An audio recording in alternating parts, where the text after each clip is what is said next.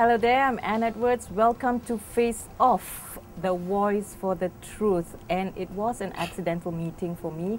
I bumped into S. Ramakrishnan, Dr. S. Ramakrishnan to be exact, who lost in the elections, 2013 elections, to Labis, contender who is Datuk Chua Tee Yong. In the studio with me is also resident guest Ernie Chen. Welcome, Doctor, to our show. Thanks so much for joining us. Thank you for inviting me. First question.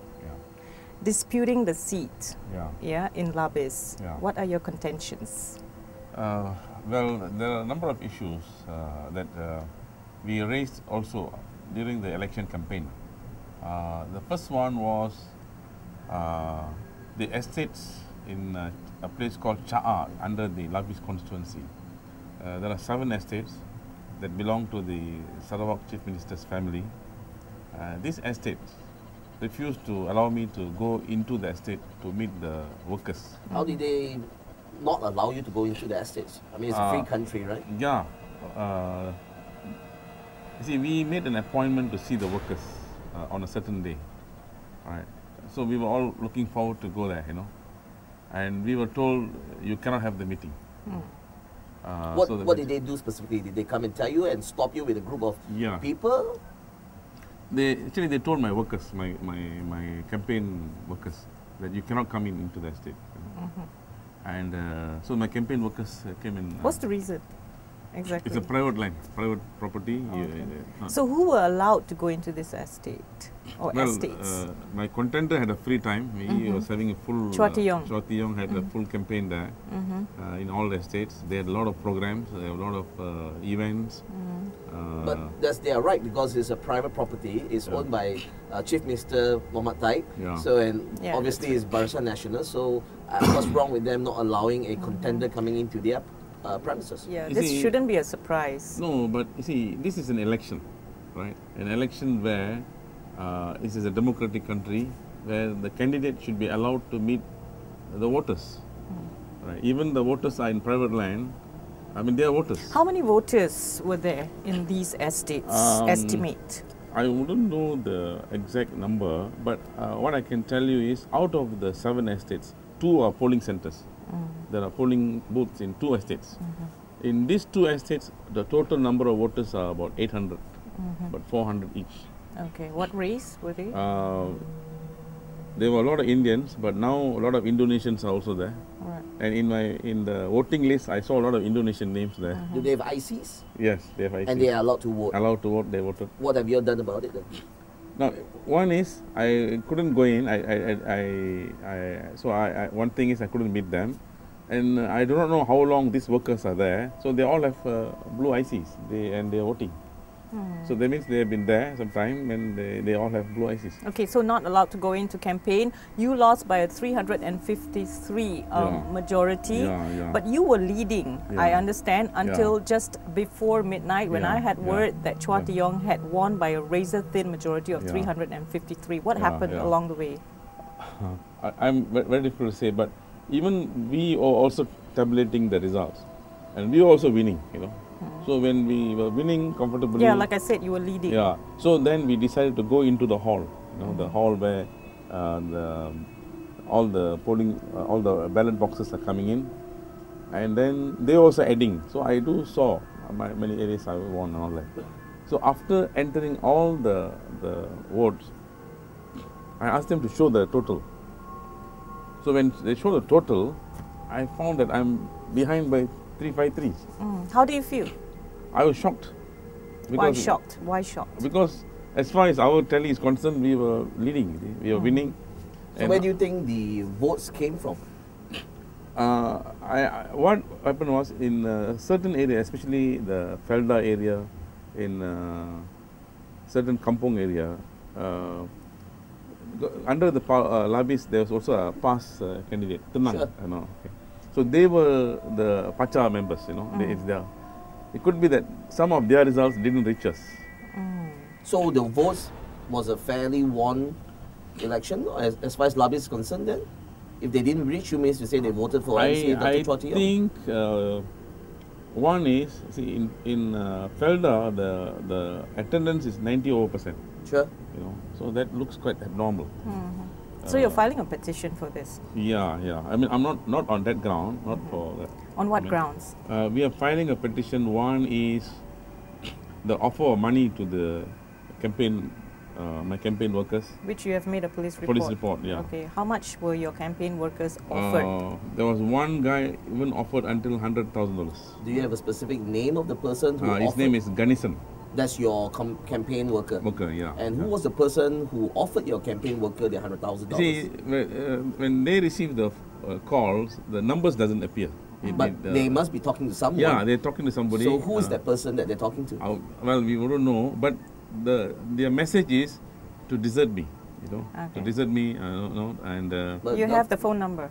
That's why I said the number doesn't appear there. But if they are just talking to someone over the phone without a name, I think MCA could also be making the same accusation as well. Yeah. But the message is to desert me. Who else have the motive to tell me to desert me? That's one. And another guy who also offered, same thing also. 100,000. No, that the amount was not there. He was told to desert and to meet up with them. You tell what you want. Name the price. So did he go and meet them? No, he refused to meet them. Yeah. Right. So I would have met them and then find out exactly who were these people making They were also those panicking. calls These with guys, no I know, numbers. these are all rural people. They were also panicking when they got... Did we find out finally who the person is when we offered? Yes. So who's that person? The person is the Bekok MCA candidate. Bekok MCA candidate offering money for your campaign workers to join them. To desert me or join them. So do we have a actual proof to show that that's the Bekong MC candidate? He was present, there was picture taken? He came. Was there video taken and he came and he showed money? Was there a picture? No. I mean, was there a picture? You have witnesses? No. But this guy, he has come forward to give evidence, saying that this is the guy who came later after election and saw him and spoke the same language. So what kind of evidence are we talking about? I mean, the person who was involved, he is coming forward to say that... the Ganesan... Not Ganesan, one more guy, his name is Ramesh. Sure, so he came forward. Yeah. What kind of evidence are we talking about? Pictures, videos? Videos. So there are videos of him? He's confessing in the video what happened before the election, and the same people came to see him after election. Sure, but could this gentleman be also paid by the Pakatan Rakyat team to then be doing this confession? I mean, we do not have any proof of the situation where the Bekong candidate from MCA actually literally did that. Well, because the people and the Rakyat is also questioning just as much. There's this blackout, that blackout. People are also asking, are this blackout intentionally created by Pakatan? We want concrete evidence. How can Pakatan create a blackout? We don't have no control over the TNB or anything. Why not? No, I think that is not possible to create a blackout. Even in my area, there were blackouts, but not in the main hall. It is. It was happened in one of the counting centers. You have evidence of this? Yeah, the people have made a police report on that also. So all this will be produced alongside your petition. Is that right? Yes. There was a statement made by Dr. Chua Tee Yong with regards to you being a racist as well. Something about you saying MCA cannot buy the Indians' votes by buying them Guinness Stout. What do you have to say about that? No, what I was saying is, this is the general belief of MCA candidates. MCA candidates have a feeling that the estate Indians can be bought over by offering Guinness Stout and mutton curry. So that's what they say, or no, I said that MCA candidates say this. You see? Yeah, but did they really say that? Yeah. Even my people can testify that they have heard all this from MCA. So do we look at this as a racist statement? I don't know whether it's a racist statement or it's just that people can be bought over. Poor people can be bought over. So are you saying the Indian community is not competent to take care of themselves? No, I'm talking about the poor Indians, not Indian community as a whole. The estate Indians. The poor Indians, yes, they are very vulnerable. So what have you and your constituency done for the poor Indian community? Well, we don't have the government with us to do much, but we... How many Indians are there in Labis? About 16%. 16%, okay. 16% so were they bought over by MCA? MCA had from the day one until the election day, they concentrate on the Indian community. Okay, so they bought Guinness stout and they fed them mutton They had curry. makan, yes, they provide, I don't know what they, but they were having makan all the time in the estates too. Okay. Even in the estates where I was banned from going, they had many dinners. They had shows, cultural shows or music shows. But isn't that what the government is supposed to do, to educate the people and to provide shows to the people? To entertain. No, entertaining is not education.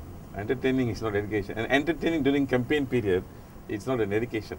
It is it's one form of buying them over. So what were you doing for the people at that area? Well, I meet them and I talk to them. I look at what are the core difficulties they are facing through. For example, what are some of the core difficulties especially in the estates. In the estates, they have a lot of sokso problem.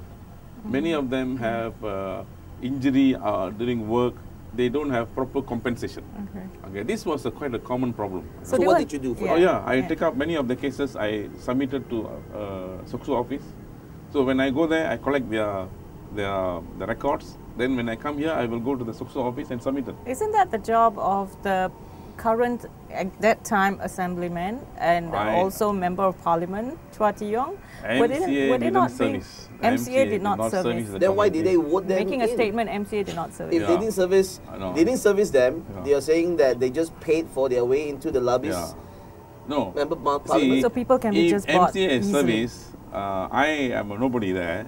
This is MCA ground, very strong ground. It couldn't come to 353. MCA would have won comfortably. Okay, that shows that MCA did not work on the ground. They are there, even for that matter, Chua Tee Yong. In fact, many times I challenged him during campaign period to tell what has he done. I issued many statements to that effect, but he has not responded to any. So what has he done? He has not responded to any. So are you saying that he has not done anything at all for the community? Yeah. Nothing? To Labis, to develop Labis. Labis is a sleepy town. It's a laid-back town for so many years, and it's still so. It remains like that? It remains like that. Yeah, but they're still voting for Barisan Nasional, Doctor.